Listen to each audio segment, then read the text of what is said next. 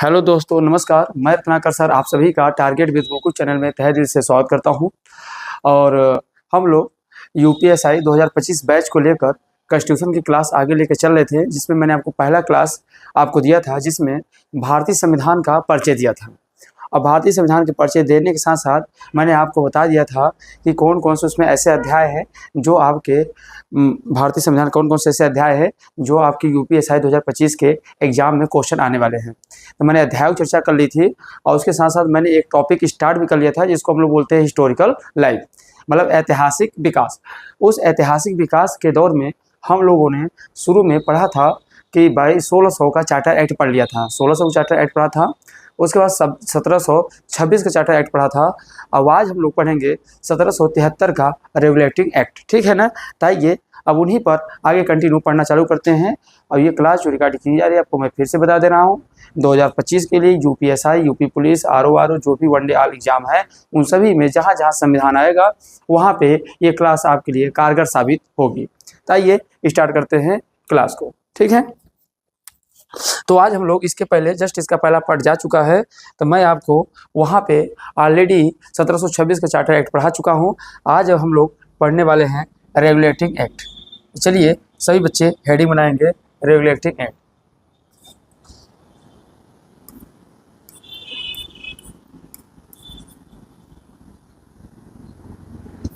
ऐसे लिख लेंगे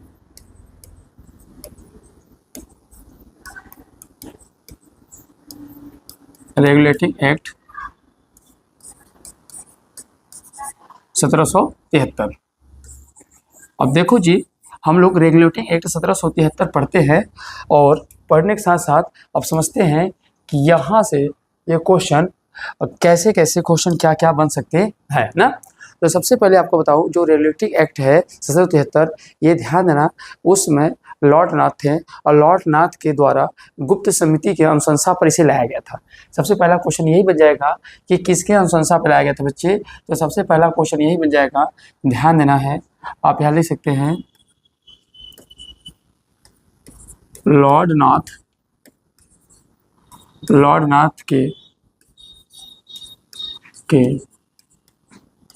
गुप्त समिति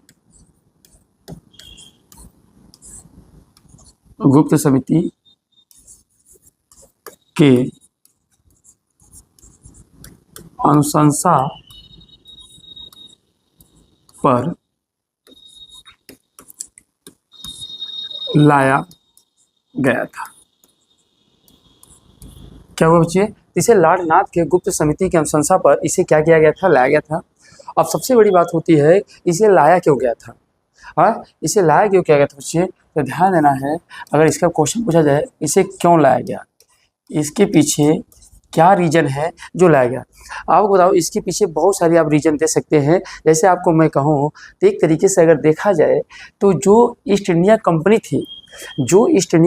थी उसे ही पूर्वी देशों के साथ व्यापार करने का अधिकार था। जो ईस्ट इंडिया कंपनी थी बच्चे, उन्हीं को पूर्वी देशों के साथ व्यापार करने का अधिकार था। तो एक तरीके से कहेंगे आप तो व्यापारिक एकाधिकार बढ़ गया था। अब जो ईस्ट इंडिया कंपनी के मेंबर थे, जो यूरोप के लोग थे, जो ईस्ट इंडिया कंपनी के मेंबर थे, उन्हीं को मात्र पूर्वी देशों के साथ व्यापार करने की अनुमति थी। बाकी यूरोप के जो मेंबर थे वो पूर्वी देशों के साथ व्यापार नहीं कर पा रहे थे। अर्थात आप कह सकते हैं कि एक सबसे बड़ा कारण ये भी बन रहा था कि व्यापारिक एकाधिकार था। क्या था बच्चे? तो ध्यान देना है, सबसे पहला पॉइंट आप दे सकते हैं, व्यापारिक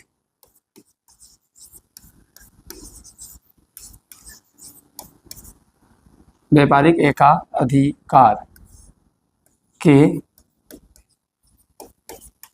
कारण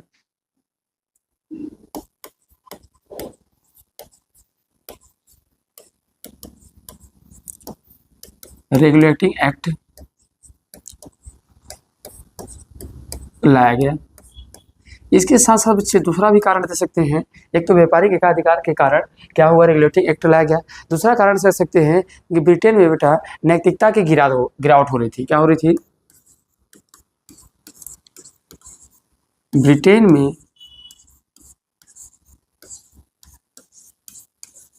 नैतिकता का ह्रास। अब ब्रिटेन में नैतिकता का ह्रास मतलब क्या होगा, मतलब बच्चे अब ध्यान देना, जैसे यहाँ बच्चे वैश्यावृत्ति, ध्यान देना यहाँ की अगर हम लोग बात करेंगे एक तरीके से कर सकते हैं, जैसे वैश्यावृत्ति स्थिति क्या हो गई थी बच्चा, वैश्यावृत्ति, इसी में आप कह सकते हैं जुआखोरी, जुआखोरी हो गया था बच्चे, ये चल रहा था। अगर यही पर आप ध्यान देंगे तो ये राजनीतिक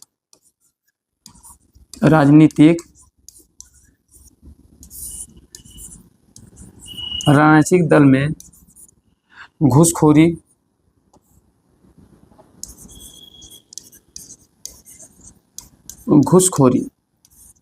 ये विद्यमान थे बेटा। अब इसके सबसे बड़ी कारण था कि आपको बताऊं, इसके साथ जानते हैं 1760 में ब्रिटेन में औद्योगिक क्रांति हो गई थी।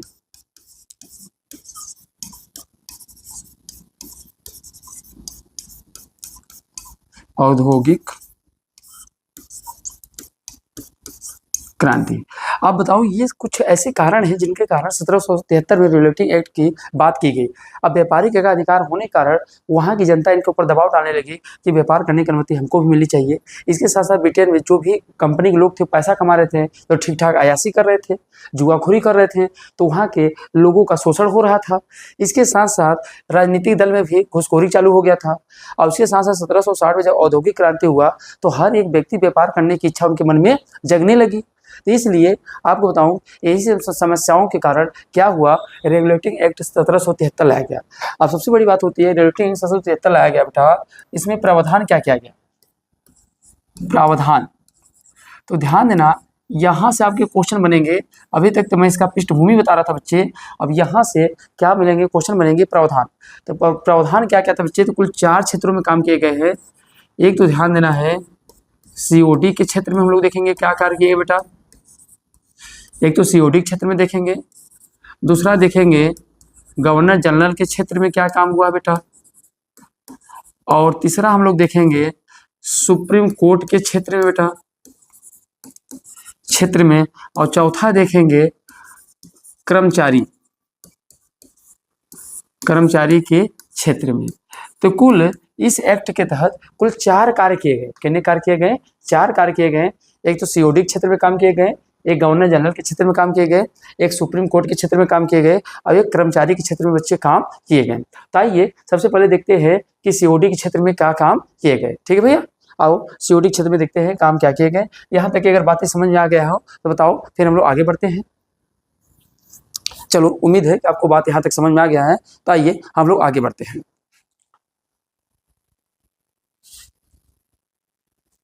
देखो चल आइए, स्क्रीनशॉट लेना चाहते आप लोग ले सकते हैं इसको।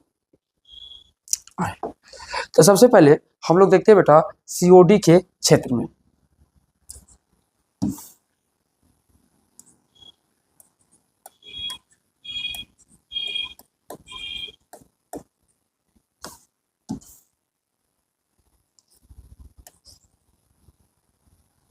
सीओडी के क्षेत्र में, अब सीओडी क्षेत्र में देखो बेटा पहले काम क्या हुआ है। तो सबसे पहले आप जान लो कि सीओडी है क्या। तो ध्यान देना है, सीओडी के बारे में मैंने आपको चर्चा किया है। इससे बोलते हैं बेटा हम लोग कोर्ट ऑफ डायरेक्टर। क्या बोलते हैं, कोर्ट ऑफ डायरेक्टर। इनकी नियुक्ति, ध्यान देना, कोर्ट ऑफ डायरेक्टर जो है इनका फुल फॉर्म होता है कोर्ट ऑफ डायरेक्टर। इनका इनकी इनकी नियुक्ति ईस्ट इंडिया कंपनी के द्वारा किया जाता है। इनकी नियुक्ति जो है बच्चे, वो ध्यान देना है कि कोर्ट ऑफ डायरेक्टर, इनकी नियुक्ति ईस्ट इंडिया कंपनी के द्वारा किया जाता है। अर्थात ईस्ट इंडिया कंपनी नहीं देगा तो क्या बोलेगा, सीओपी। क्या बोलेगा बेटा, सीओपी। क्या बोलेगा, सीओपी। अब सीओपी के बारे में आपको मैं पढ़ाया हूँ, आप जाके इसके पिछले क्लास में चेक कर लीजिएगा, इसको मैं समझाया ऑलरेडी। तो कोर्ट ऑफ डायरेक्टर की नियुक्ति की गई थी किसके, तो ध्यान देना किसके, सीओडी को। अब कोर्ट ऑफ डायरेक्टर की नियुक्ति क्यों की गई थी बच्चे, तो ये ध्यान देना है, ये करेगा क्या, तो ये ध्यान देना है कंपनी के गतिविधियों कंपनी के गतिविधियों पर ध्यान देगा। अब कंपनी के गतिविधियों पर ध्यान देगा, कंपनी किस तरीके से आगे बढ़ेगी, कंपनी किस तरीके से बच्चे अगर मैं कहूँ तो आगे बढ़ेगी, किस तरीके से कार्य ये करेगी, इसीलिए इसकी नियुक्ति की गई थी। अब इसी को हम लोग ध्यान देना है, कोर्ट ऑफ डायरेक्टर को निदेशक मंडल भी कहते हैं। क्या कहते हैं बच्चे? इसी को बोलते हैं, हिंदी में आ जाएगा निदेशक मंडल। तो समझना, तब ध्यान देना, कंपनी की गतिविधियों पर ध्यान देगा, इसीलिए इसकी नियुक्ति किया गया था बेटा। इसमें 24+1 सदस्य थे। कितने सदस्य थे? 24+1 सदस्य थे। अब इनका जो कार्यकाल था बच्चे, कार्यकाल था वो कितना था? 1 वर्ष था। कितना था बच्चे? 1 वर्ष था। तो इनके सबसे बड़ी बात हुई, तो इनके सबसे बड़ी बात बेटा क्या किया गया, इनका कार्यकाल 1 वर्ष था, तो इनके कार्यकाल में क्या किया गया? बदलाव किया गया। तो सबसे पहली बात, अब ध्यान देना, ये तो सीओडी हो गया। अब बदलाव क्या किया गया बच्चे?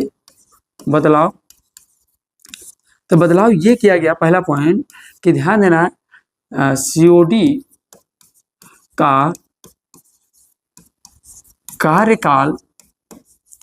कार्यकाल 1 वर्ष से बढ़ाकर 4 वर्ष कर दिया गया। 4 वर्ष कर दिया गया। तो पहला काम क्या किया गया? सीओडी का कार्यकाल 1 वर्ष से बढ़ाकर कितना कर दिया गया बेटा? 4 वर्ष कर दिया गया। और दूसरा क्या कर दिया गया? तो ध्यान देना, आप सीधा बोल सकते हैं 1/4 सदस्य। क्या लिख सकते हैं बेटा? 1/4 सदस्य या 6 सदस्य प्रति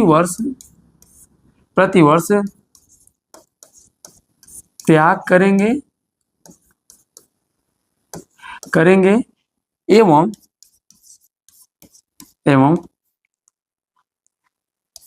पद ग्रहण करेंगे। क्या करेंगे बेटा? ग्रहण करेंगे। तो बात समझे आप लोग? तो ध्यान देना, तो सीओडी क्षेत्र में 2 काम किए गए। सीओडी का कार्यकाल 1 वर्ष से बढ़ाकर कितना कर दिया गया? 4 वर्ष कर दिया गया, सबसे इंपॉर्टेंट बात। और 1/4 सदस्य या 6 सदस्य प्रति वर्ष त्याग देख करेंगे एवं पद ग्रहण भी करेंगे। जितने सदस्य पद त्याग कर रहे हैं उतने सदस्य क्या करेंगे? पद ग्रहण करेंगे। अब सबसे बड़ी बात होती है कि अब सीओडी के कार्य को भी बढ़ा दिया गया। अब सीओडी एक काम और करेगा बेटा, तीसरा काम क्या करेगा? सीओडी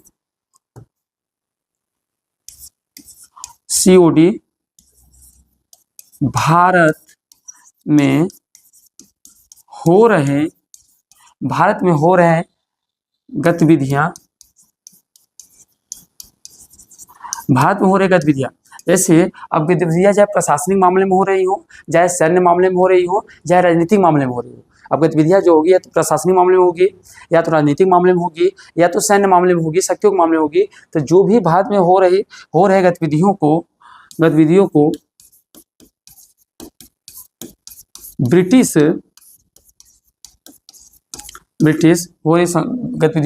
संसद को अवगत कराएगी। समझ रहे हैं? तो क्या करेगी सीओडी? भारत में हो रहे गतिविधियों को ब्रिटिश संसद को क्या करेगी? अवगत कराएगी। जो भी भारत में स्थितियां चल रही हैं उनको समय समय बताते रहे कि भारत में ये बदलाव हो रही है, ये कार्य हो रहे हैं। तो पहला काम समझ आया, सीओडी क्षेत्र में निदेशक मंडल को कोर्ट ऑफ डायरेक्टर इनकी नियुक्ति की गई। ईस्ट इंडिया के द्वारा इनका नियुक्ति किया जा रहा था बच्चे। इसमें कुल कितने सदस्य थे? 24+1 सदस्य थे। ये करते क्या थे? तो कंपनी की गतिविधियों पर ध्यान देते थे। इनका कार्यकाल कितना होता था? 1 वर्ष होता था। और ध्यान देना, इसमें पहला काम क्या किया गया सीओडी क्षेत्र में? सीओडी का कार्यकाल 1 वर्ष से बढ़ाकर कितना कर दिया गया? 4 वर्ष कर दिया गया। 1/4 सदस्य या 6 सदस्य प्रति वर्ष त्याग करेंगे एवं पद ग्रहण भी करेंगे। वहीं सीओडी भारत में हो रहे गतिविधियों की ब्रिटिश संसद को क्या करेगी? अवगत भी कराएगी। तो ये काम किसमें किया गया बच्चा? सीओडी के क्षेत्र में। इसको फिर से आप नोट कर लीजिए, फिर हम लोग आगे बढ़ेंगे।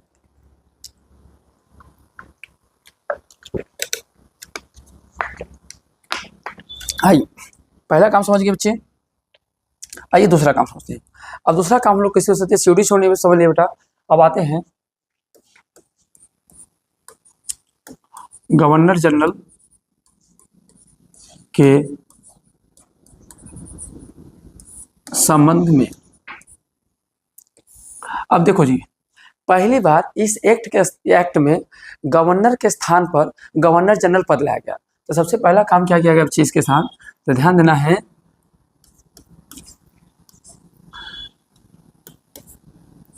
गवर्नर के स्थान पर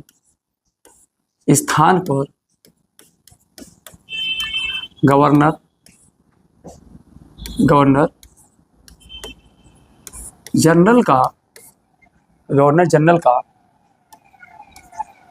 पद लाया गया जो वारेन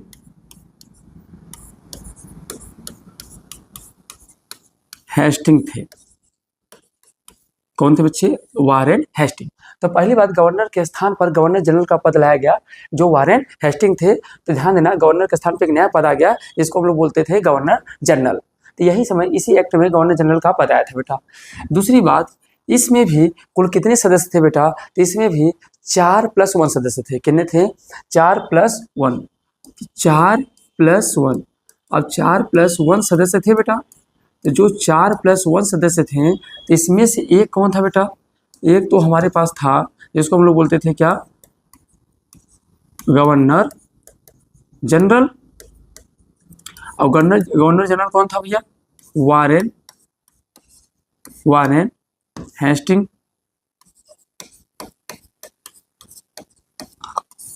था। वहीं 4 क्या थे? अन्य गवर्नर थे। अन्य गवर्नर, 4 अन्य गवर्नर कौन थे बच्चे? तो ध्यान देना, इसमें एक थे जिसका नाम था सर फिलिप फ्रांसिस। क्या नाम था? सर फिलिप फ्रांसिस थे। इसके अलावा एक नंबर, दूसरे नंबर बच्चे कौन थे? क्लेवरिंग थे। फिर कौन थे बच्चे? मानसर थे। तो ध्यान देना, सर फिलिप फ्रांसिस थे, क्लेवरिंग थे, मानसन थे, और कौन थे बेटा? वारवेल थे। कौन थे? वारवेल थे। चौथे नंबर कौन थे? वारवेल। तो ध्यान देना है, ये 4 सदस्य थे इनके साथ गवर्नर जनरल के साथ। तो पहली बात, गवर्नर जनरल के स्थान पर गवर्नर जनरल पद लाया गया था और 4+1 सदस्य थे।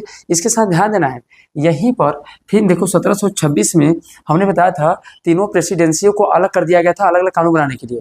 पर इस बार क्या हुआ बच्चे? तो ध्यान देना है, बम्बई एवं मद्रास को बंगाल प्रेसिडेंसी के अधीन कर दिया गया।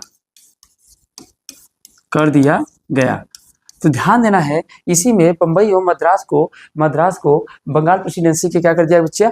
इनके अधीन कर दिया गया। और जितने भी, ध्यान देना है, सैनिक मामले होंगे, जितने भी सिविल मामले होंगे, ये गवर्नर जनरल कार्य करेगा। तो ध्यान देना, अगर गवर्नर जनरल के कार्य कहीं बेटा, तो यहीं पे देखो मैं आगे बना दे रहा हूँ। इसी तरीके से सभी सैन्य एवं इसको थोड़ा सा मैं स्क्रॉल करके इधर कर दे रहा हूँ, आपको दिखाई दे रहा होगा। सभी सैन्य एवं सिविल मामले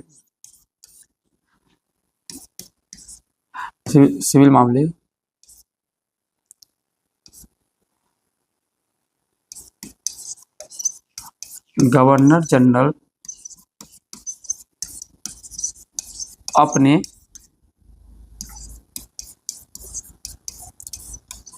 परिषद की सहायता से कार्य करेगा।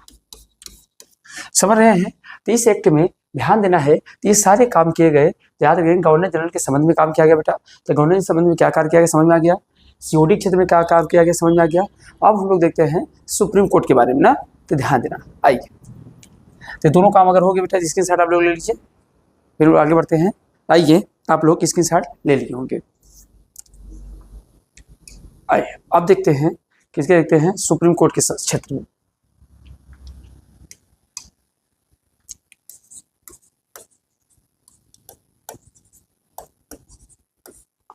अब देखो जी, अब सुप्रीम कोर्ट के क्षेत्र में काम क्या हुआ है, तो पहली बार इसी एक्ट के तहत 1774 में कलकत्ता में क्या किया गया, 1774 में ध्यान देना, कलकत्ता में क्या गया, सुप्रीम कोर्ट की स्थापना की। तो ध्यान देना, तो पहला काम क्या किया बेटा, इसी में 1774 में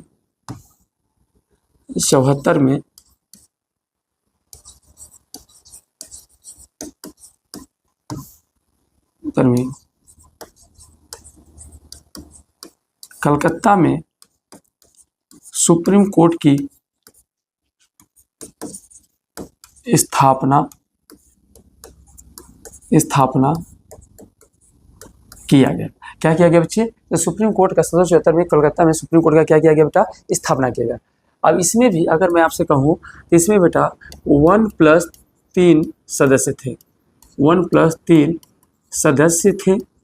और 1+3 सदस्य कौन कौन से थे बच्चे, तो ध्यान देना, एक जो थे इनका इसको एक होते थे, इसको हम लोग बोलते थे मुख्य न्यायाधीश। क्या बोलते थे बेटा, मुख्य न्यायाधीश। एक मुख्य न्यायाधीश थे। अब मुख्य न्यायाधीश कौन थे, तो sir Elijah एम्फे, sir Elijah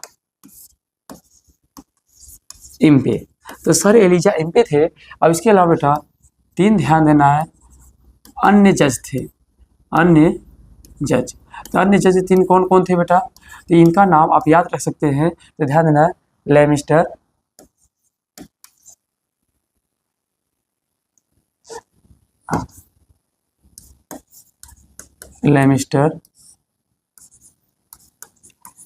chambers and the hide. इसको आप चाहे तो LHS से भी याद कर सकते हैं, लेमिस्टर चेम्बर हाइट्स। तो ये ध्यान देना है, ये थे। अब इनको क्यों भेजा गया था, ध्यान देना है। तो ये ध्यान देने के पीछे सबसे बड़ी बात होती थी, ये क्या करेंगे कि इनका मुख्य काम था कि कंपनी जो चल रही है अगर उसमें किसी समस्या को क्या करेंगे, सुनेंगे। इनके पीछे ध्यान देना है, इनका क्या था काम बेटा, यह कंपनी के विवादों का निपटारा करेंगे। क्या करेंगे, कंपनी के विवादों का निपटारा करेंगे। तो इसीलिए सुप्रीम कोर्ट के क्षेत्र में यह काम किया गया बेटा। तो पहली बार सुप्रीम कोर्ट की व्यवस्था की गई इसी एक्ट के तहत। और चौथा काम क्या किया बेटा, कर्मचारी क्षेत्र में। तो चौथा काम किया गया, जो भी कर्मचारी थे, कर्मचारी को उपहार लेने पर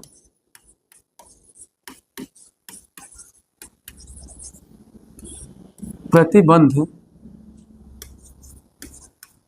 लगाया गया। क्या किया गया, तो ध्यान देना, कर्मचारी को उपहार लेने पर क्या लगा दिया गया, प्रतिबंध लगा दिया कि कोई भी कर्मचारी उपहार नहीं लेगा। तो ये 4 काम किए गए, एक तो गवर्नर जनरल क्षेत्र में, एक तो COD क्षेत्र में, और प्लस कर्मचारी क्षेत्र में, और सुप्रीम कोर्ट के क्षेत्र में। और आइए इसके देखते हैं, अगर मैं आपसे कहूँ इसके देखें सकारात्मक पक्ष क्या है बेटा, इस एक्ट के सकारात्मक पक्ष। तो अगर सकारात्मक पक्ष की बात करेंगे बेटा, तो इसमें सबसे पहली बात कह सकते हैं, भारत में पहली बार प्रशासनिक एवं न्यायिक सुधार के क्या किया गया, न्यू डाली गई। तो क्या करेंगे, लेकिन देख रहे सुप्रीम कोर्ट की भी स्थापना की गई, गवर्नर जनरल की परिषद भी बना दिया गया। तो कह सकते हैं भारत में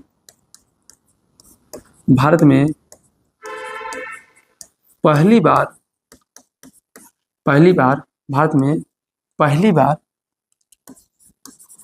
प्रशासनिक एवं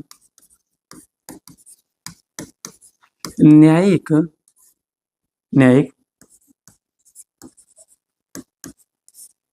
सुधार की नींव डाली गई। तो ध्यान देना है, तो पहली बार प्रशासनिक सुधार की क्या की गई बच्चे, नींव डाली गई। और इसी के साथ साथ भारत में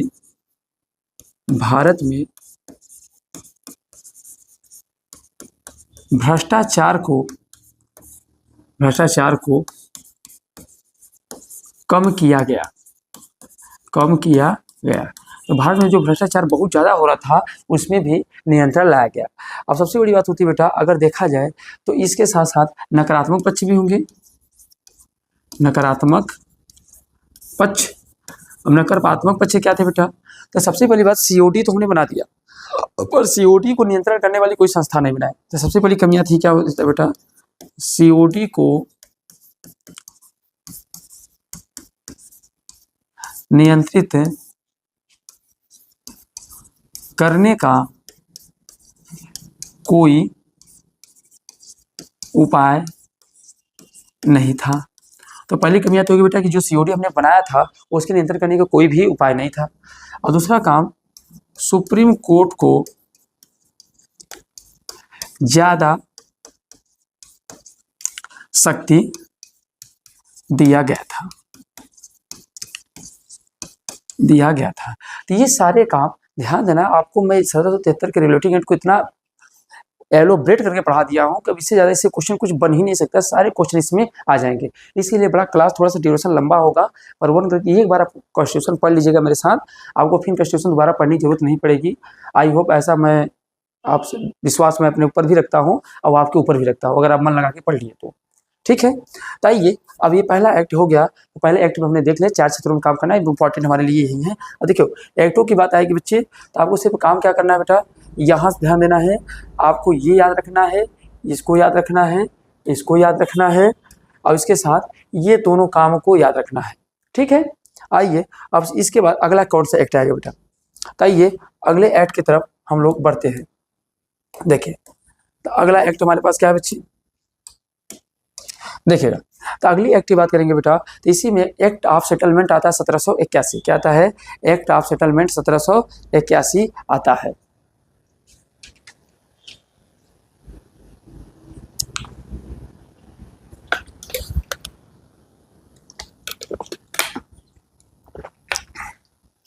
देखिएगा, पर इसके पहले अगर आप ध्यान समझे होंगे तो आपको मैंने एक चीज पढ़ाया था बेटा,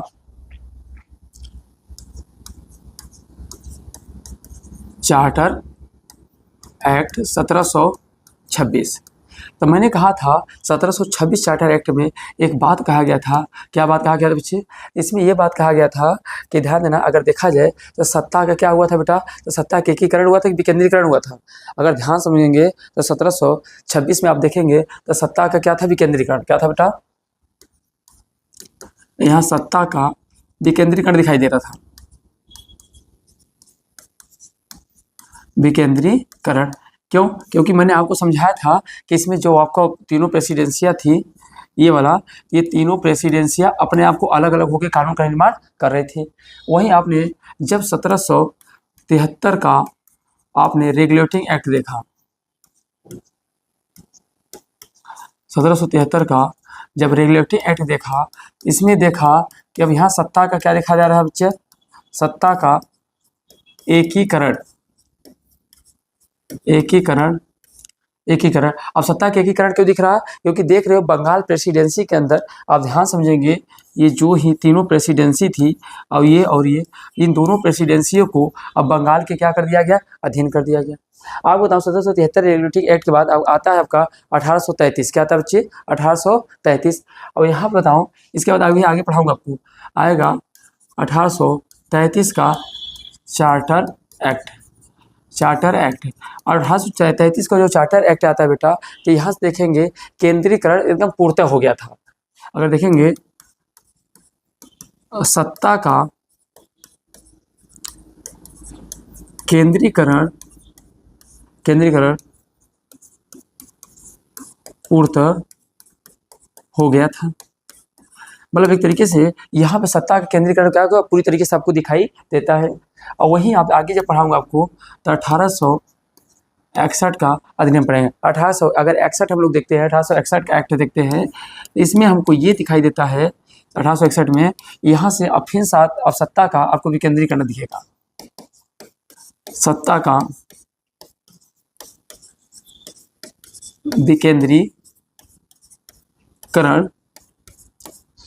विकेंद्रीकरण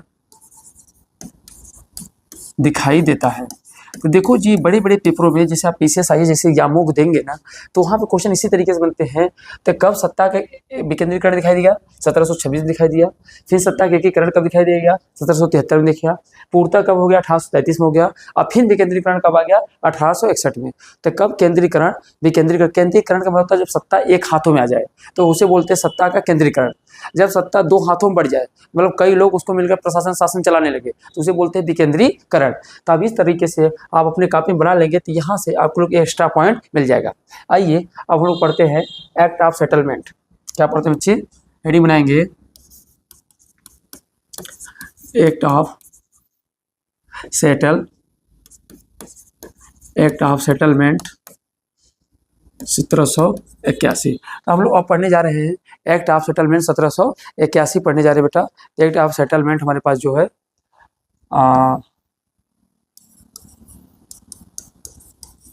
सेटलमेंट। तो देखो, जो एक्ट ऑफ सेटलमेंट है बेटा, ये अपने आप में भी बहुत इंपॉर्टेंट है। क्यों इंपॉर्टेंट है? अब जरा समझिएगा।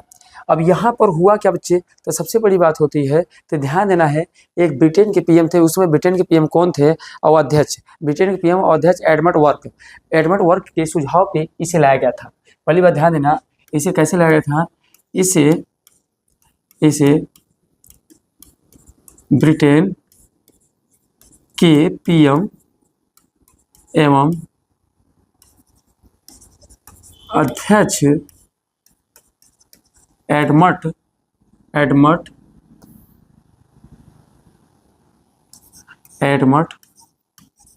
वर्क के सुझाव पर लाया गया था। बात तो सही है, लाया गया। अब ये देखते हैं आखिर समस्या क्या थी बेटा। समस्या क्या थी? अब देखो समस्या क्या थी। तो सबसे बड़ी बात, क्योंकि हम जब तक समस्या नहीं पाएंगे समझेंगे, तब तक हम लोग समझ नहीं पाएंगे क्या इसमें सुधार किया जाए। तो समस्या बेटा इसमें दो थी। इसमें समस्या क्या थी? दो थी। एक तो ध्यान देना है कि सुप्रीम कोर्ट गवर्नर जनरल के निर्णय को रद्द कर दे रहा था। मतलब सुप्रीम कोर्ट जो भी गवर्नर जनरल निर्णय ले रहा था, तो उस निर्णय को अगर कहीं भी लोगों को हनन दिख रहा था, तो सुप्रीम कोर्ट बार बार उसे क्या कर रहा था? रद्द कर दे रहा था। ऐसा क्यों? क्योंकि जैसे जब गवर्नर जनरल किसी भी नियम को बनाए, तो वहाँ अगर भारतीय जनता के मामले को भी भारतीय जनता का भी शोषण हो रहा है, तो जो सुप्रीम कोर्ट थी, क्योंकि भारतीय जनता को भी सुनने लगी थी, तो एक तरीके से यहाँ देखेंगे तो ये ध्यान देना है, सुप्रीम कोर्ट भारतीय मामलों पर भी निर्णय देती थी। क्या करती थी बच्चे? तो ध्यान देना है, सुप्रीम कोर्ट भारतीय मामले पर भी निर्णय देती थी। तो ये बार बार क्या हो रही थी? अब भारतीय मामले, जब मान लो गवर्नर जनरल कोई नियम बनाया, तो जब कोई नियम बनाया होगा, तो जाहिर सी बात है कि ये भारतीयों का शोषण होगा। और जब भारतीयों का शोषण होता था, तो भारतीय पहुंच जाते थे सुप्रीम कोर्ट के पास। अब सुप्रीम कोर्ट जब भी जाते थे, तो सुप्रीम कोर्ट गवर्नर जनरल के द्वारा बनाए गए नियमों को रद्द कर दे रही थी। अब ऐसा बार बार हो रहा था, तो गवर्नर जनरल आके काम नहीं कर पा रहा था। अब इस समस्या काफ़ी गंभीर हो गई। तो इसी समस्या के निपटारा के लिए, इसी समस्या को दूर करने के लिए ही यहाँ क्या किया गया? तो यहाँ किया गया बेटा, दोनों को अलग कर दिया गया। समस्या समझ में आ गई कि सुप्रीम कोर्ट गवर्नर जनरल के निर्णय को हमेशा रद्द कर दे रही थी, और सेकंड काम क्या कर रही थी? भारतीय मामले को भी देखना चालू कर दी थी। तो इसको क्या किया गया बेटा? पहली बात तो यहाँ पे भी दो ही काम होंगे। सुप्रीम कोर्ट के अधिकार क्षेत्र को गवर्नर जनरल से अलग कर दिया गया। तो पहली बात क्या किया गया? जो सुप्रीम कोर्ट के अधिकार क्षेत्र थे ना, गवर्नर जनरल के काउंसिल से बिल्कुल क्या कर दिया गया? अलग कर दिया गया। एक तरीके से आप कह सकते हैं काउंसिल से समाप्त कर दिया गया। अब सुप्रीम कोर्ट, गवर्नर जनरल कोई भी निर्णय लेगा, तो उसके निर्णयों को अब सुप्रीम कोर्ट समाप्त नहीं कर सकता। और दूसरी बात यह कर दिया गया, सुप्रीम कोर्ट केवल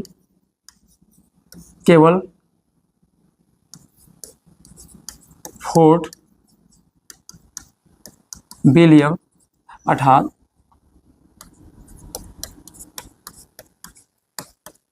फोर्ट विलियम तक ही लागू होगा। मतलब कि फोर्ट विलियम जो किला बनाया गया है जहाँ पे उसकी बाउंड्री है, उस बाउंड्री तक ही सिर्फ सुप्रीम कोर्ट के निर्णय को लागू किया जाएगा। अर्थात सिर्फ वह ब्रिटिश मामले को देखेगी, भारतीय मामले के निर्णय को अब नहीं सुनेगी।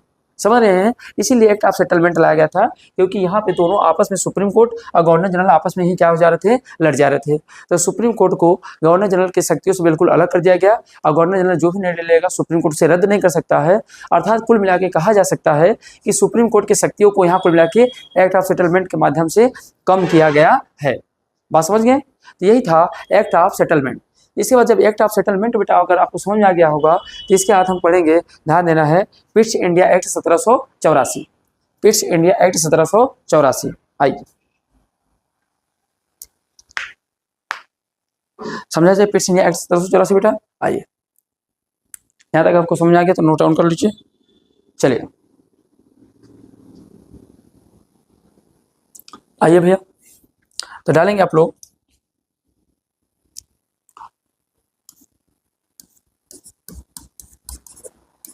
Pitt's India act 1784। अब देखो जी, इसमें भी तो कुछ न कुछ बातें की गई होंगी। आइए देखते हैं कि इसमें क्या बातें की गई। अब देखो क्या हुआ, आपको पहले मैं बता दूं कि उस समय 1760 में आप जानते हैं औद्योगिक क्रांति हो चुकी थी और इसके साथ साथ सीओडी को नियंत्रण करने के लिए कोई संस्था नहीं बनाई गई थी। समझ रहे हैं? सीओडी को नियंत्रण करने के लिए कोई संस्था नहीं बनाई गई थी। इसके साथ साथ 1760 में औद्योगिक क्रांति हो गई थी, तो रेगुलेटरी एक्ट में जो खामियां थी उन्हीं को दूर करने के लिए मैं आपको बताऊं कि पिट्स इंडिया एक्ट 1784 आता है। पर आपको बताऊं कि उस समय अगर मैं आपसे कहूं जो पिट्स इंडिया एक्ट था बेटा, आपको बताऊं 1773 रेगुलेटिंग एक्ट के खामियों को दूर करने के लिए उस समय ब्रिटेन के पीएम लॉर्ड नॉर्थ और पीएम फॉक्स ने मिलकर इसके खिलाफ अब संसद में प्रस्ताव पेश करते हैं। और जब प्रस्ताव पेश करते हैं तो प्रस्ताव के बदले बल्कि इनके सरकार के खिलाफ ही अविश्वास प्रस्ताव पेश हो गया। इनके सरकार के खिलाफ ही अविश्वास प्रस्ताव पेश हो गया, जिसके कारण इनकी सरकार गिर गई। और जब इनकी सरकार गिरती है तो एक नई सरकार का गठन होता है और नई सरकार में उसमें नए प्रधानमंत्री जो मात्र 24 वर्ष के थे, जिनका नाम था विलियम पिट्स। क्या नाम था बच्चे? विलियम पिट्स। इन्हीं विलियम पिट्स ने क्या किया, आपको पिट्स इंडिया एक्ट 1784 भेजा।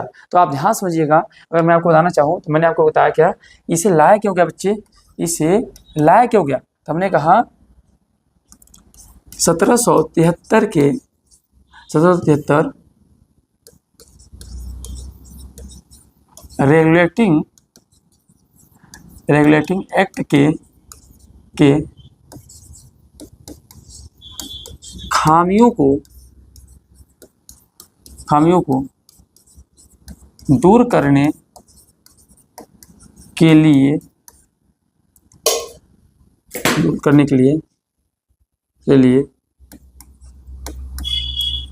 लाया गया था।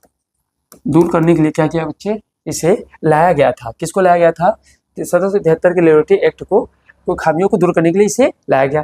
अब इसे बच्चे लाया कौन गया था? तो ध्यान देना है, उसमें ध्यान देना है, अगर देखा जाए ब्रिटेन के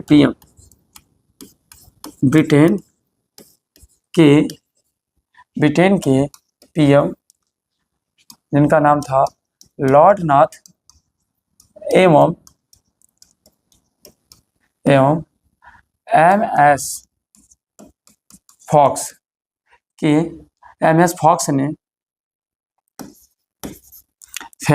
ने लाने का प्रयास किया, परंतु इनकी सरकार गिर जाती है। तो फिर कौन लाती है बच्चे? तो ध्यान देना, नई सरकार का सरकार का गठन होता है, नई सरकार का गठन होता है जिसके पीएम विलियम पिट्स थे। इन्हीं के अगुवाई में लाया जाता है। तो समझिएगा, इन्हीं के अगुवाई में क्या किया जाता है, पिट्स इंडिया एक्ट 1784 लाया जाता है। तो आपसे क्वेश्चन पूछ लिया जाए कि कब किसके लिए लाया गया था पिट्स इंडिया एक्ट, तो 1773 के लिबर्टी एक्ट के खामियों को दूर करने के लिए लाया था। लाने का प्रयास तो कौन करते हैं, वहाँ के पीएम लॉर्ड नॉर्थ और प्लस एमएस फॉक्स, और उनकी सरकार ही गिर जाती है। तो नई सरकार बनती है, नई सरकार के प्रधानमंत्री होते हैं विलियम पिट्स, मात्र जो 24 वर्ष के थे। इन्होंने इस एक्ट को लाया। आइए अब देखते हैं कि प्रावधान क्या क्या है बच्चे, ध्यान है। अब देखेंगे प्रावधान।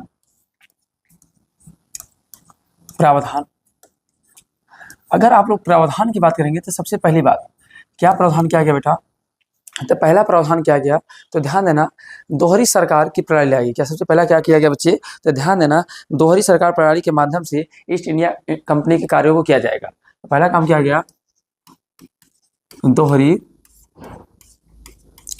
सरकार प्रणाली के माध्यम से ईस्ट इंडिया कंपनी के कार्य किए जाएंगे। अब समझिएगा, ईस्ट इंडिया कार्यों को मतलब दो भागों में बांट जाएगा। अब इसी को लेकर बेटा क्या हुआ, एक गठन किया गया जिसका नाम था बीओसी। क्या गठन किया गया बेटा, बीओसी। अब एक हमारे पास क्या था, सीओडी पहले से था। तो सीओडी को नियंत्रित करने के लिए ही क्या बनाया गया था, बीओसी। तो एक तरीके से मान लीजिएगा, इसका ये क्या कर रहा था बेटा, नियंत्रण भी कर रहा था और प्लस एक अलग कार्य भी कर रहा था। तो ध्यान देना, बीओसी गठन किया गया। अब बीओसी का मतलब ये होता है, क्या होता है, बोर्ड ऑफ कंट्रोल। क्या होता है, board of control. Board of control. अब ध्यान देना बेटा, अगर इसमें कहा जाए तो कुल कितने सदस्य थे, 6 सदस्य थे। कितने सदस्य थे बेटा, 6 सदस्य थे। और 6 सदस्यों में से एक वित्त मंत्री, एक राज्य मंत्री और 4 प्रिवी काउंसिल से थे। तो ध्यान देना है, एक इसमें कौन थे भैया, वित्त मंत्री थे। एक कौन थे बेटा, एक राज्य सचिव थे, राज्य मंत्री या राज्य सचिव थे। और 4 जो थे बेटा प्रिवी काउंसिल थे, प्रिवी काउंसिल। तो ध्यान देना है, इसमें टोटल कितने मेंबर थे, 6 सदस्य थे। इनका कार्य क्या था बेटा, इनका कह दिया गया, आप सिर्फ क्या देखेंगे, प्रशासनिक और न्यायिक प्रशासनिक मामले को देखिए। क्या किया जाए, कंपनी के ईस्ट इंडिया कंपनी के प्रशासनिक मामले का कार्य करे। क्या करे बेटा, क्योंकि ध्यान देना, ये सब राजनीतिक दल से काम करते थे, इसीलिए कहा गया कि आप प्रशासनिक मामले का कार्य किए। वहीं सीओडी के लिए क्या कहा गया बेटा, इनको कहा गया, कंपनी के जो सीओडी थे, कोर्ट ऑफ डायरेक्टर। क्या थे बेटा, कोर्ट ऑफ डायरेक्टर। इनको कोड ऑफ डायरेक्टर। अब बेटा कोड ऑफ डायरेक्टर मतलब सब्जेक्ट को 2 भागों में बांट दिया गया। और इनको कहा गया, सिर्फ आप क्या देखिए, ईस्ट इंडिया कंपनी के व्यापारिक मामले को देखें। इनको सिर्फ, क्योंकि बेटा इनको व्यापार के मामले में अनुभव था, इसीलिए इनको कह दिया गया कि आप सिर्फ क्या देखिए, आप व्यापारिक मामले को ही सिर्फ देखिए, इसके अलावा आपको कोई चीज़ देखने की जरूरत नहीं है। समझ रहे हैं। तो पहला काम तो ये किया गया बेटा, किसके क्षेत्र में किया गया है, तो पहला क्षेत्र किया गया बेटा क्या, सीओडी को गठन करने के लिए बीओसी लाया गया। अब बीओसी में को कहा गया कि इसमें 6 सदस्य थे। अब इनसे सिर्फ कहा गया कि आप जो कंपनी के प्रशासनिक मामले हैं उनको अब देखिए, वहाँ के जो सैनिक मामले हैं आप उनको देखिए, जो राजनीतिक मामले हैं उनको देखिए। वहीं पर जो सीओडी था, जैसे इसमें प्रशासनिक हो गया बेटा, राजनीतिक मामला हो गया, राजनीतिक मामला हो गया, सैन्य मामला हो गया। ये जो सैन्य मामला हो गया, राजनीतिक मामला हो गया, प्रशासनिक मामला हो गया, वो कौन देखेगा? बीओसी देखेगा। और वहीं जो व्यापारिक मामले होंगे वो कौन देखेगा? सीओडी देखेगा। एक तरीके से कंपनी के कार्यों को 2 वर्गों में बांट दिया गया। दूसरा क्या किया गया बच्चे? दूसरा कार्य क्या किया गया? मैं इसी को स्क्रॉल करके इसी में बढ़ा दे रहा हूँ बच्चे, आपको यहाँ तक बात समझ में आ गया बेटा? आगे देखिएगा कार्य क्या किया गया बेटा, देखेंगे। अगला कार्य यहाँ लिख लेंगे। अब गवर्नर जनरल की परिषद की संख्या को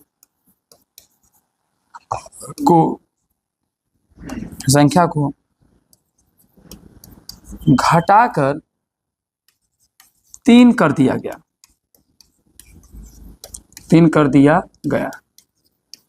तो पहला काम किया। दूसरा काम किया गया बेटा, जो गवर्नर जनरल की परिषद की संख्या थी ना, उसे क्या किया गया? घटा कर कितना कर दिया गया? 3 कर दिया। अर्थात पहले कितना था बच्चे? 4 था। तो 4 से घटा कर कितना कर दिया गया है? 3 कर दिया गया है। ये काम किया गया। इसके साथ साथ कह सकते हैं गवर्नर जनरल को ध्यान देना है, वीटो पावर भी दिया गया। क्या दिया गया बेटा? गवर्नर जनरल को वीटो पावर दिया गया। तो इसके साथ साथ गवर्नर जनरल को वीटो पावर भी दिया गया। और इसके साथ अगर मैं अगला काम बताऊं तो एक ध्यान और देना कि जो अब ईस्ट इंडिया कंपनी के क्षेत्र था ना, उसे ब्रिटिश अधिकृत ईस्ट इंडिया कंपनी क्षेत्र कहा जाने लगा। एक तरीके से अब धीरे धीरे ब्रिटिश संसद का हस्तक्षेप कंपनी के ऊपर क्या हो रहा है बच्चे? बढ़ रहा है। तो ध्यान देना है, ईस्ट इंडिया कंपनी क्षेत्र को ब्रिटिश ईस्ट इंडिया कंपनी अधिकृत क्षेत्र कहा जाने लगा। तो बताइए भैया, क्या यहाँ तक की बातें आपको समझ में आ गया है? अगर यहाँ तक की बातें समझ में आ गया बच्चे, आप इसको एक पेज में कर लीजिए। हाँ, यहाँ से देखिए। तो ये पहली बात, ईस्ट इंडिया क्षेत्र को ब्रिटिश ईस्ट इंडिया कंपनी अधिकृत क्षेत्र में मतलब ऑलरेडी जो ईस्ट इंडिया कंपनी का क्षेत्र था, अब उसे ब्रिटिश अधिकृत क्षेत्र कहा जाने लगा। इसमें मुख्यतः 4 काम किए गए। एक तो बीओसी का काम किया गया, बीओसी सीओडी को कार्यों को अलग बांट दिया गया। गवर्नर जनरल की परिषद की संख्या को घटाकर 4 से 3 कर दिया गया। गवर्नर जनरल को वीटो पावर दे दिया गया। ईस्ट इंडिया कंपनी क्षेत्र को ब्रिटिश ईस्ट इंडिया अधिकृत क्षेत्र कहा जाने लगा। समझ रहे हैं? ये 4 काम किए गए। आइए अगला कार्य समझते हैं बेटा। अगला काम क्या होगा? अगला एक्ट कौन होगा? अब देखो 1784 को होगा बेटा। अब इसके बाद कौन सा आएगा हमारे पास? तो अगला एक्ट आएगा 1793 का आएगा। क्या आएगा बेटा? 1793 का। आइए, यहाँ तक की बात समझ आ गया बेटा? स्क्रीनशॉट ले लीजिए आप। आइए डालते हैं हेडिंग 1793 का एक्ट, चार्टर एक्ट 1793।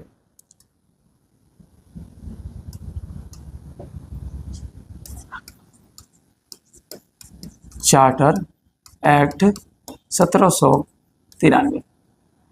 देखो भाई, इसमें काम क्या किया गया? अब इसमें भी बड़े अच्छे काम किए गए। इनको भी याद करने के लिए बेटा, अगर आप एक तरीके से समझा जाए तो एक शब्द होता है जिसका नाम है मोसाज। अगर आप मोसाज को याद कर लीजिए तो आपको लगभग इसके हुए जितने कार्य हैं याद हो जाएंगे। जैसे मोसाज के बेटा कैसे याद कर सकते हैं? तो सबसे पहले बेटा MO से क्या होता है? मोनोपोली। MO से क्या होता है? मोनोपोली का मतलब क्या होता है बेटा? इसका मतलब ध्यान देना, जो ईस्ट इंडिया कंपनी के व्यापारिक एकाधिकार को 20 वर्षों के लिए बढ़ा दिया गया कि अभी 20 वर्ष तक अभी काम कौन करेगा? तो 20 वर्ष तक अभी काम ईस्ट इंडिया कंपनी ही करेगी। तो पहला काम क्या किया गया बेटा? व्यापारिक एकाधिकार को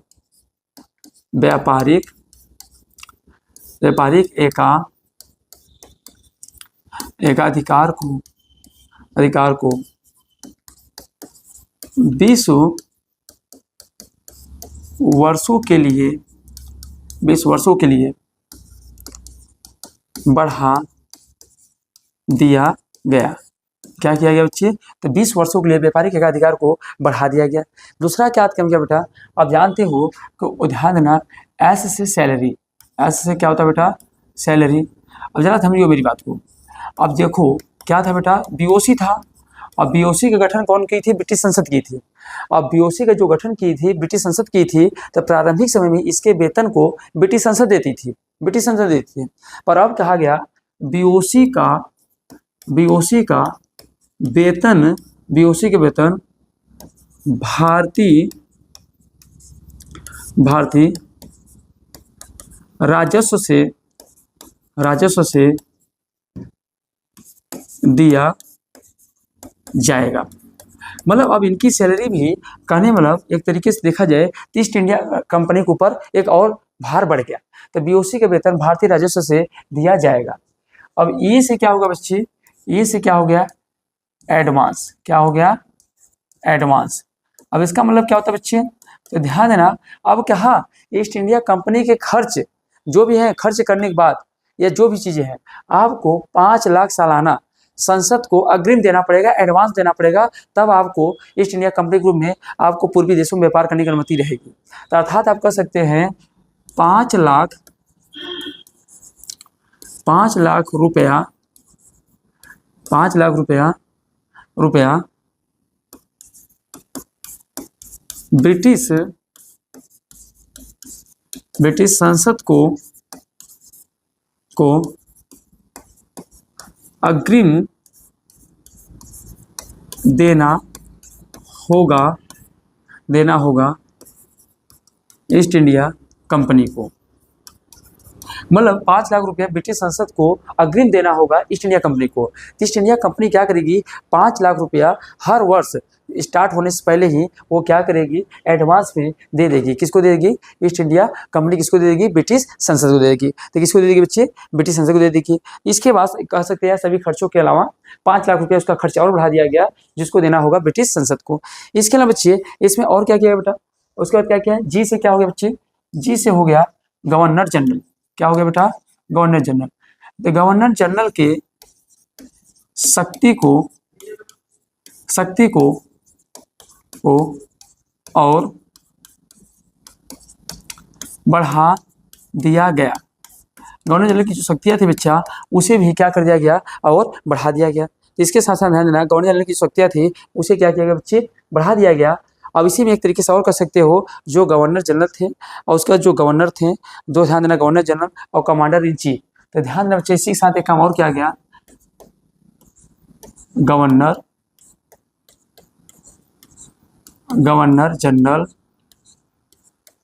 जनरल और कमांडर इन चीफ। अब जो ये तीन थे, एक गवर्नर थे, एक गवर्नर जनरल थे, एक कमांडर इन चीफ थे, इनकी ध्यान देना है, इनकी नियुक्ति जो होगी बेटा, वो ब्रिटिश क्राउन के माध्यम से होगी। तो ध्यान है, गवर्नर जनरल के गवर्नर जनरल और कमांडर इन चीफ की नियुक्ति ब्रिटिश क्राउन के माध्यम से होगा। ठीक है, तो आप याद रखेंगे। तो गवर्नर जनरल और प्लस गवर्नर हो गया, गवर्नर जनरल हो गया ईस्ट इंडिया, और कमांडर इन चीफ, इन सभी की नियुक्ति जो करेगा, अब कौन करेगा, ब्रिटिश क्राउन करेगा।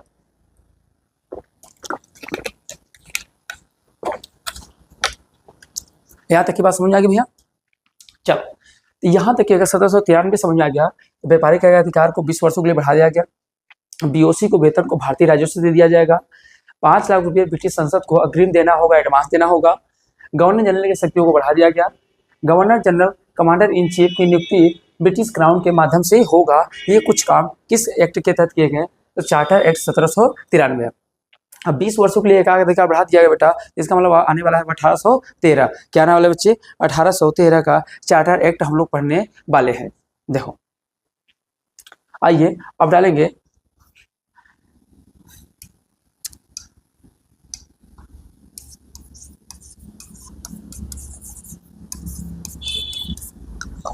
चार्टर एक्ट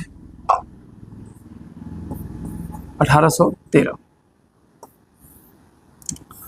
अब देखिए बच्चे, इसके तहत क्या क्या काम किए गए, इसको याद करने के लिए एक आसान सा ट्रिक भी है। आप चाहे तो उसे भी याद कर सकते हैं, नहीं डायरेक्ट याद कर सकते हैं। तो लिख लेंगे चाची को एक बार मिस करता हूँ शिक्षा के लिए। किसके लिए बच्चे? शिक्षा के लिए। अगर आपको ये भी याद है तो समझ लीजिएगा आपको इस 1813 का चार्टर एक्ट याद हो गया बेटा। तो चाची को एक बार मिस करता हूँ शिक्षा के लिए। तो पहला काम क्या किया बेटा, यहाँ से पहला काम क्या किया गया, व्यापारिक एकाधिकार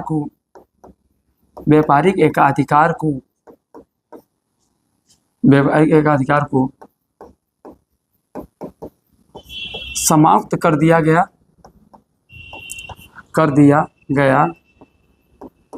सिवाय भारत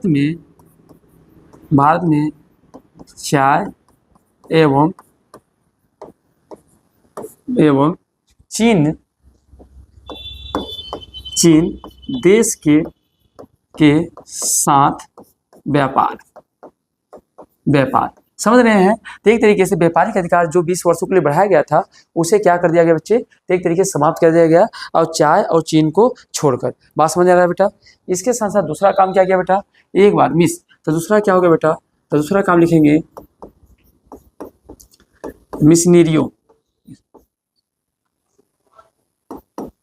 मिशनरियों या ऐसे समझो बेटा,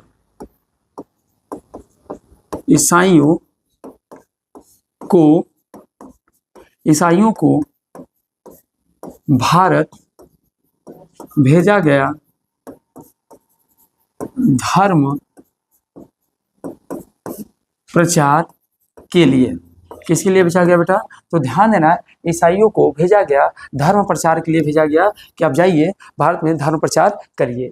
इसके वजह से शिक्षा, इसके एक साथ एक और क्या आ गया, ईस्ट इंडिया कंपनी को प्रति वर्ष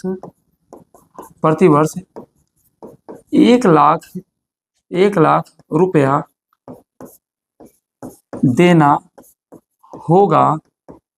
देना होगा भारतीय शिक्षा के लिए। इसके साथ ये कहा दिया गया कि ईस्ट इंडिया कंपनी को प्रति वर्ष 1 लाख रुपया देना होगा भारतीय शिक्षा के लिए। तो ये इसमें 3 मोटे मोटे काम हुए बेटा। इसके अलावा स्थानीय सरकारों को भी ध्यान देना। इसके साथ साथ बेटा क्या किया गया, काम और लिख लेंगे, स्थानीय सरकारों के आर्थिक स्थिति को मजबूत किया गया। अब कैसे मजबूत किया गया, तो इन्होंने क्या कह दिया कि जो भी स्थानीय सरकार है तो उनके आसपास क्षेत्रों पे वह कर लगा सकते हैं, टैक्स लगा सकते हैं, और टैक्स लगाने के बाद उस टैक्स की वसूली भी करिए, और अगर कोई टैक्स वसूल नहीं दे रहा है तो उनको दंड भी दे सकते हैं। तो एक प्रकार से बताओ अब इनकी इनकम बढ़ जाएगी नहीं बढ़ जाएगी। क्या कहा गया कि जो स्थानीय लोग हैं, जो स्थानीय सरकार है, स्थानीय सरकार वहाँ के लोगों पर क्या लगा सकती है, कर लगा सकती है, और कर लगाने के साथ साथ उसे वसूल भी सकती है। अगर कोई कर नहीं दे रहा है तो उसके एवज में उसे क्या कर देंगे, दंड भी देंगे बच्चे। तो चार्टर एक्ट 1813 से ये ध्यान देना है। 4 क्वेश्चन बेटा आपके बनने एकदम अनिवार्य हैं, जो बार बार आपके पेपर में पूछे भी गए हैं। ठीक है, आइए अब अगला हम लोग चलते हैं। क्या चलते बेटा, तब ध्यान देना, अगला हम लोग चलेंगे चार्टर एक्ट 1813 हो गया। अब हम लोग चलेंगे बेटा, क्या चलेंगे, अब लोग चलेंगे 1833 का चार्टर, क्योंकि 20 वर्ष के बाद फिर अगला आएगा। आइए यहाँ तक बात समझ आएगी बेटा, लिख लीजिए आप सब। आइए अब डालेंगे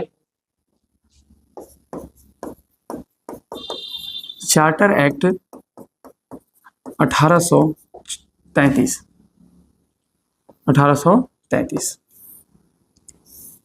आइए भैया अब देखिए इसके तहत क्या क्या काम किए गए। तो सबसे पहला काम इसके तहत क्या किया गया बेटा, व्यापारिक एकाधिकार को, व्यापारिक एकाधिकार को पूर्णतः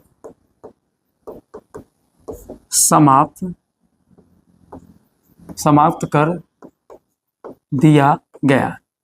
अब देखो, अभी जो चीन और भारत के साथ चाय का व्यापार हो रहा था, भारत के साथ चीन और चाय का जो व्यापार हो रहा था, तो व्यापारिक एकाधिकार को पूर्णतः इस एक्ट के तहत क्या कर दिया गया बेटा, समाप्त कर दिया गया। दूसरा क्या था, दूसरा जो था बेटा, बंगाल के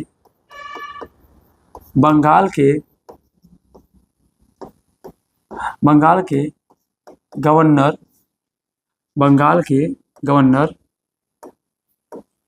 जनरल को भारत का गवर्नर जनरल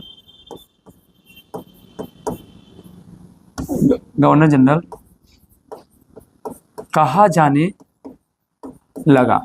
अब जो बंगाल का गवर्नर जनरल था, उसी को हम लोग क्या कर दिए बच्चे, उसे भारत के गवर्नर जनरल कहने जाने लगा। इसके साथ जो गवर्नर जनरल की परिषद थी, तो गवर्नर जनरल की परिषद को भी हम लोग क्या करने लगेंगे, भारत के गवर्नर जनरल की परिषद। इसी तरीके से गवर्नर जनरल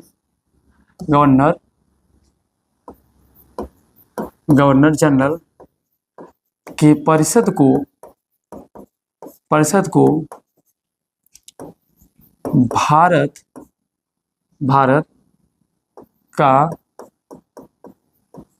भारत का गवर्नर जनरल का परिषद कहा जाने लगा। ये काम हो गया बेटा।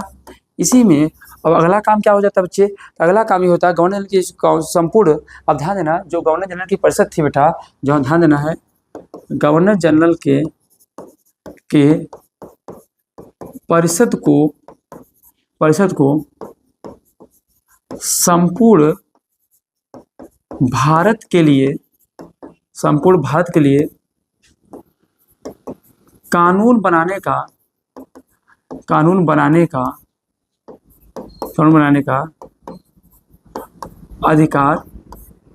अधिकार दे दिया गया। तो क्या किया गया, तो गवर्नर जनरल की परिषद को संपूर्ण भारत के लिए क्या किया गया बच्चे, कानून बनाने का अधिकार दे दिया गया। इसी साथ साथ और क्या किया गया बेटा, तो ध्यान देना है, यहीं पर आपको बताऊं एक काम और क्या किया बेटा, लॉर्ड मैकाले के अध्यक्षता पर क्या किया गया बेटा, लॉर्ड अध्यक्षता पर विधि आयोग का गठन किया गया। तो ध्यान देना है, अगर पूछे विधि आयोग का गठन किस एक्ट के तहत किया गया था, तो चार्टर एक्ट से। इसके अलावा बेटा जो अधीनस्थ सेवाएं थे, अधीनस्थ सेवाओं में भारतीयों को शामिल किया गया। मतलब एक तरीके से जो छोटी छोटी वैकेंसियाँ थी, जैसे पुलिस हो गया, जो छोटे छोटे कर्मचारी थे, उन कर्मचारियों में उन्हें बोलते subordinate service, yes subordinate service. देखो यहाँ से क्वेश्चन बनेगा बेटा, अगर आपसे कहा जाए तो यहाँ लिख लीजिएगा आप लोग, अगर ध्यान देना है, भारतीय नौकरियों की बात करेंगे, भारत की अगर नौकरी की बात करेंगे बच्चे, तो ध्यान देना है, अगर 1813 एक्ट में देखिए, 1833 एक्ट में देखेंगे तो सबऑर्डिनेट सर्विस में लोगों की भर्ती हुई है, छोटे छोटे भर्तियों में। वहीं 1853 देखेंगे, तो 1853 में देखेंगे तो जो IAS जैसे एग्जाम होती है, उसमें भारतीयों को शामिल कर लिया गया था। कब, 1853 के एक्ट 1854 में। ये ICS में कब शामिल हुए थे बेटा, 1854 में, याद रखिएगा। तो छोटी भर्तियां जो थी, छोटे छोटे भर्तियां, तो उसमें कब शामिल किया गया, 1833 में शामिल कर लिया गया। कब कर लिया गया भैया, 33 में शामिल कर लिया गया। वहीं पर अगर देखा जाए 1853 में किसको शामिल कर लिया गया, ICS को शामिल कर लिया, अर्थात 1854 में शामिल कर लिया बेटा। इसके बाद हमारा अगला एक्ट ये बताया सबले 4 काम क्या करेंगे, व्यापारिक एकाधिकार को पूर्णतः समाप्त कर दिया गया है। बंगाल के गवर्नर जनरल को भारत का गवर्नर जनरल कहा जाने लगा है। गवर्नर जनरल के परिषद को भारत का गवर्नर जनरल का परिषद कहा जाने लगा है। इसके साथ गवर्नर जनरल के परिषद को संपूर्ण भारत के लिए कानून बनाने का अधिकार दे दिया गया है। इसके बाद लॉर्ड मैकाले को अध्यक्षता में विधि आयोग का गठन किया गया और अधीनस्थ सेवाओं में भारतीयों को भी शामिल किया गया। यही काम चार्टर एक्ट 1833 से आपसे पूछा जाएगा। समझ रहे हैं बेटा। इसके बाद ध्यान देना है, अगला आएंगे चार्टर एक्ट 1853। अगला डालेंगे हेडिंग चार्टर एक्ट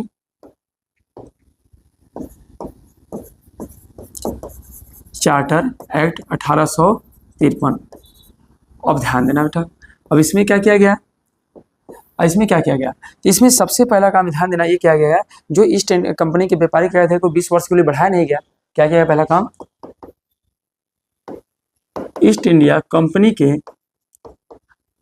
व्यापारिक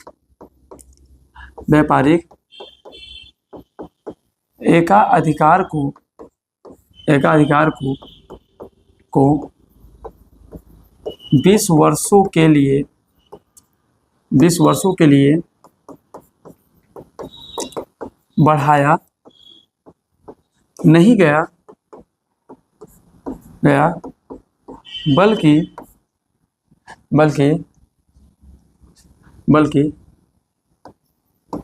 ईस्ट इंडिया कंपनी के व्यापारिक मामले हो गया बेटा, राजनीतिक मामले और प्रशासनिक मामले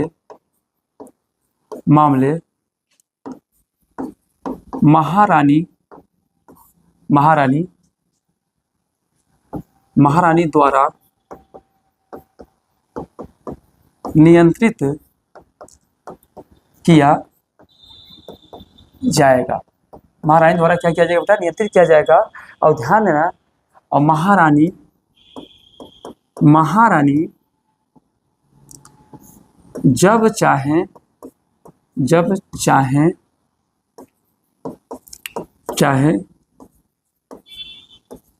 कंपनी का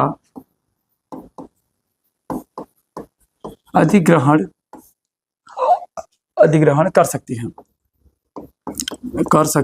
हैं। तो कंपनी जब चाहे तब इसका क्या कर सकती है, अधिग्रहण कर सकती है। ये ध्यान देना। तो एक तरीके से जो व्यापारिक एकाधिकार था बेटा, वो पूर्णतः क्या कर दिया गया, समाप्त कर दिया गया, बल्कि महारानी के द्वारा अब ईस्ट इंडिया कंपनी को नियंत्रित किया जाएगा। अब कैसे करेंगे बेटा, तो ध्यान देना, इसको करने के लिए अब ध्यान देना, इसी में और क्या काम किया गया बेटा, इसमें जो सीओडी की संख्या 24 थी ना बेटा, उसे घटाकर कितना कर दिया गया, 18 कर दिया गया। कितना कर दिया गया बेटा, 18 कर दिया गया। तो दूसरा काम क्या कर दिया गया बेटा, सीओडी की संख्या 24 से घटाकर 18 कर दिया गया। 18 कर दिया गया। तो जो अभी सीओडी संख्या कितनी थी, 24 थी, उसे घटाकर कितना कर दिया गया बेटा, 18 कर दिया गया, जिसमें से 6 सदस्य महारानी द्वारा नियुक्त किए जाएंगे। और ध्यान देना है क्या करेंगे, तो ध्यान देना, मनोनीत कर दिया गया, जिसमें से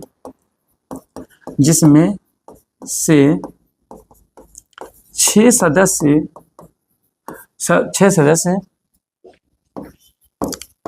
महारानी द्वारा नियुक्त किया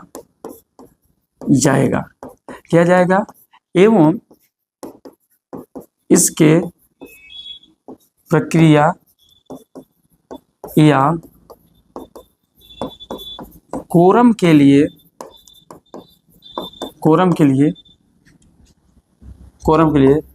10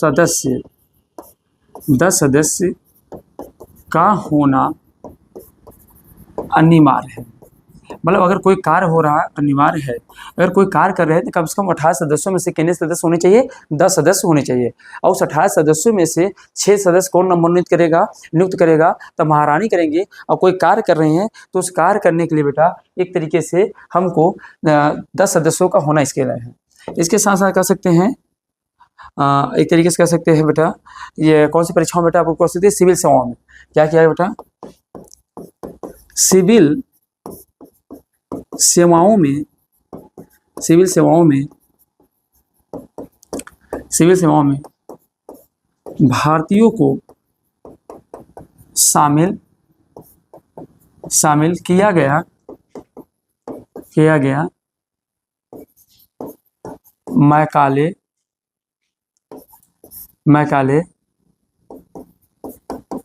विधि द्वारा। तो ध्यान देना, आईसीएस जैसे परीक्षा में, जो आईएएस जैसी परीक्षा थी बेटा, आईसीएस जैसी परीक्षा थी 1854 में भारतीय शामिल हो गए, भारतीय शामिल। तो ध्यान देना बेटा कि बड़े बड़े प्रतियोगी परीक्षाओं में, जो बड़े बड़े प्रतियोगी परीक्षाएं हैं, उसमें भी क्या कर दिया गया बेटा, इसको शामिल किया गया। अब इसके साथ साथ बेटा सबसे बड़ा काम किया गया, जो विधायिका है,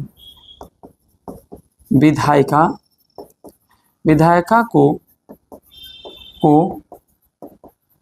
कार्यपालिका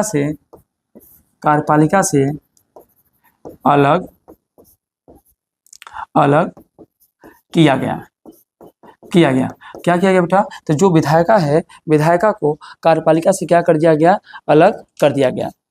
अब देखेंगे कैसे अलग कर दिया गया बेटा, ये समझिएगा। पहली बात, ईस्ट इंडिया कंपनी के एकाधिकार को पूर्णतः समाप्त कर दिया गया, न बढ़ाया गया न कुछ किया गया, बल्कि उनको और अधिग्रहण कर लिया गया। सीओडी की संख्या को 24 से घटाकर कितना कर दिया गया था, 18 कर दिया गया था। इसमें से 6 सदस्य, ध्यान देना, किसके लिए रहेंगे। इसके बाद ध्यान देना है, महारानी एलिजाबेथ के द्वारा इसके अलावा 6 सदस्यों को चुना जाएगा। कोरम के लिए 10 सदस्य चाहिए। सिविल सेवाओं में भारतीयों को शामिल किया गया और विधायिका को कार्यपालिका से क्या कर दिया गया बच्चे, अलग कर दिया गया। समझ रहे हैं। तो इस प्रकार से आप ध्यान दीजिएगा 1853 का एक्ट। तो यहाँ से अब इसके बाद आएगा बेटा 1858 का एक्ट। जो 1858 का एक्ट आएगा तो यहाँ से ब्रिटिश क्राउन का शासन आ जाएगा। अब ब्रिटिश क्राउन का शासन आ जाएगा तो 1858 देखेंगे, 1861 देखेंगे, 1892, 1909 और उसके बाद 1919 और उसके बाद 1935 और 1947। इस तरीके से अगर हम देखेंगे तो पूरा हमारा हिस्टोरिकल लाइफ का फेज खत्म हो जाएगा। तो आज हम लोग ने मैं आपको 1773 रिलेटिव एक्ट पढ़ाना चालू किया, 1773 पढ़ाया, फिर आपको 1781 के सेटलमेंट एक्ट पढ़ाया, फिर मैंने आपको 1784 पढ़ाया, फिर 1793 पढ़ाया, फिर आपको 1813 पढ़ाया, 1833 पढ़ाया, 1853 पढ़ाया। इसके तहत बेटा ये कार्य है। अभी जो कुछ इसके खाके होंगे उसे अगले क्लास में आपको अपलोड कर दूंगा। अब आज सबसे बड़ी मुद्दा बेटा कि अभी आपने सुना होगा जम्मू कश्मीर में पहलगांव में 27 टूरिस्ट को आतंकवादियों के द्वारा मार दिया गया, जो बड़ी ही शर्मनाक घटना है।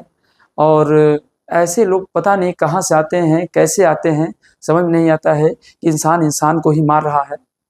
ये बड़ी ही दुखदायी घटना है। और जो भी उस घटना में अपने प्राण को त्याग दिए बेटा, उनके आत्मा को शांति मिले, उनके परिवार को इस दुखद स्थिति को झेलने का भगवान उनको शक्ति दे। और ऐसे करने वाले लोगों को क्या ही कहा जाए, ये लोग कहाँ से आते हैं, कैसे आते हैं, बड़ी ही दुख की बात है। मतलब इन लोग को कोई मतलब ही नहीं है कि मानव समाज होता क्या है? इस तरीके विचार कर रहे हैं बेटा। आप लोग पढ़ाई लिखाई करिए, प्रशासनिक इकाई में आइए, पर कोई ऐसे वारदात न करिएगा जिससे मानव समाज के ऊपर ठेस पहुँचे। हम सभी लोग एक हैं यार, एक ही साथ हिंदू मुस्लिम सिख है, सब एक है। पर ये लोग पता नहीं कहाँ से किसके बहकाव में आ जाते हैं, अब ऐसे गलत अंजामों को कृत्य कर जाते हैं। ठीक है, कोई बात नहीं, फिलहाल हम अपनी पढ़ाई लिखाई जारी रखेंगे। अब फिर अगले क्लास में जब मिलेंगे दोस्त, तो इसके आगे के जो पार्ट होंगे अपलोड कर देंगे, तो आपका ये हिस्टोरिकल लाइफ 3 क्लास में लगभग खत्म हो जाएगा। ठीक, तो मिलते हैं अगले क्लास में। तब तक के लिए सभी को जय हिंद, जय भारत।